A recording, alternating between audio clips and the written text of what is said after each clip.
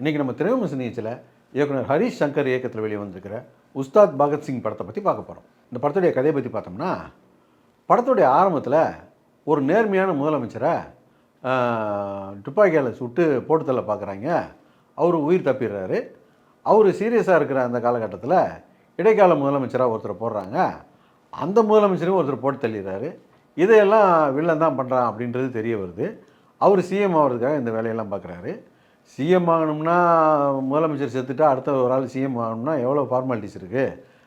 எம்எல்ஏக்கெல்லாம் வரணும், மெஜாரிட்டியை நிரூபிக்கணும், சட்டசபை, இந்த மாதிரி விஷயம்லாம் இருக்குல்ல. அந்த டீட்டெயிலுக்குள்ளே இவங்க போகவே இல்லை. இந்த சிஎம் கேண்டிடேட் என்ன பண்ணுறாருன்னா, அவருக்கு பசங்கள்லாம் வந்து என்னென்ன சித்து வேலை பண்ணுறாங்களோ அதெல்லாம் ரசிச்சிக்கிட்டு இருப்பார். அவங்க கற்பழிக்கிறது, அப்புறம் கஞ்சா விற்கிறது, இதெல்லாம் உட்காந்து ரசிச்சிக்கிட்டு இருப்பார். இப்படி கஞ்சா வியாபாரம் சம்மந்தமாக இவருடைய பையன் ஒருத்தன் காட்டுக்கு போயிருப்பான். போனவன் திரும்பி வரலன்னொன்னே இவர் இந்த வில்லன் டென்ஷன் ஆகிடுறாரு. எங்கடா போனான் பையன், தேடி கண்டுபிடிக்கிறான்னா அப்போ தான் தெரிய வருது ஹீரோ பவன் கல்யாண் தான் அவனை பிடிச்சி வச்சுருக்கான் அப்படிங்கிறது தெரிய வருது.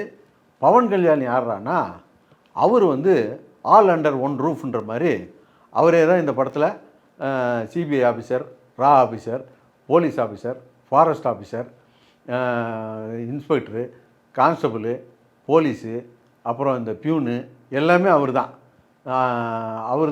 எல்லா வேலையும் பார்ப்பார்.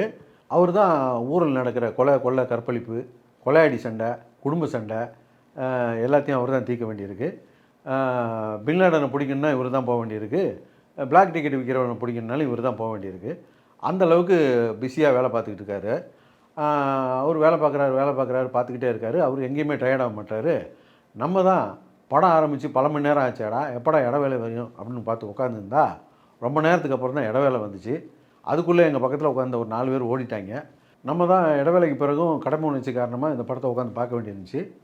அப்புறம் பார்த்திங்கன்னா அவர் தன்னை ஒரு சூப்பர் சங்கி அப்படிங்கிறத நிரூபிக்கிறதுக்காக அங்கங்கே மானே தேனே பொன்மானே மாதிரி ஜெய் ஸ்ரீராம்ன்றாரு, பாரத் மாதாக்கு ஜெயன்றாரு, அப்புறம் மத வெறுப்பு பிரச்சாரம்லாம் பண்ணுறாரு.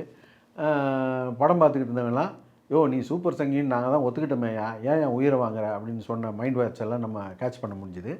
அவர் அடுத்து இந்த வேலை போயிடுச்சுன்னா ஏதாவது ஒரு ஸ்டேட்டுக்கு கவர்னராக போகலாமே அப்படின்றதுக்கு அடி போட்டுக்கிட்டு இருக்காருன்றது படம் பார்த்தவங்களுக்கு தெரியல. நேற்றெல்லாம் துரந்தர்னு ஒரு படம் பார்த்தோம். படம் சுமாராக இன்டர்வலில் சேர்த்து ஒரு 4 மணி நேரம் ஓடும்.